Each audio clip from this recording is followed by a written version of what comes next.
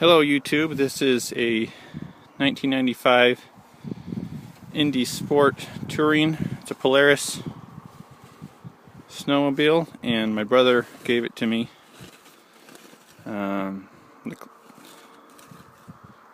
It was wanting to move when you started it, wants to go all the time, whether you're running the throttle or not. So he was having to hold the track up off the ground when he started it, and then let it down when he wanted to go. So he gave it to me, and my research led me to believe that the clutch, which is a p85, I believe, and you can see right there it says 523.95, so it's probably original to this machine. My research led me to believe that something's cracked or broken inside, so that the movable sheave won't go out all the way. So I made a clutch puller, and for the p85 it's pretty simple. Lots of people do this. You can see other videos. I bought a 3/4 by 16 bolt at the hardware store. I think it's a grade 5. And I also bought a piece of all thread, a lot longer than this because you have to buy it in 3-foot lengths or 2-foot lengths or something like that.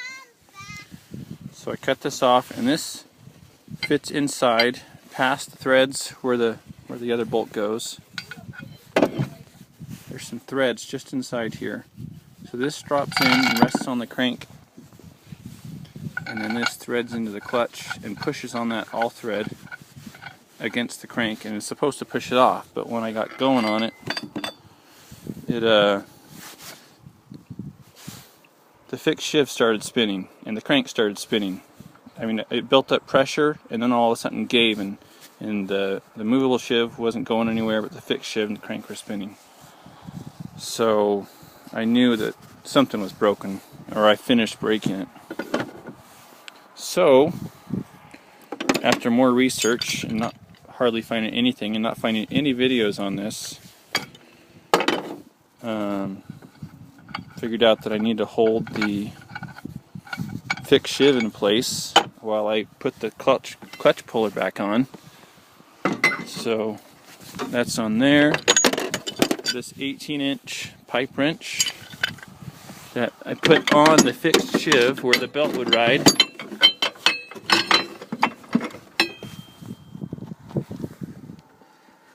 Hopefully you can see that. And it's pinned against a 2x4 block down in the pan. And I put the breaker bar back on there and a few cranks, and it broke free.